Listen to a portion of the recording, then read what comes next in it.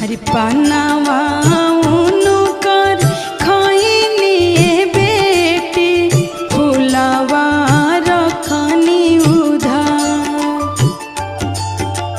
पनावा उनकर खैनी बेटी फुलावा रखनी उधार।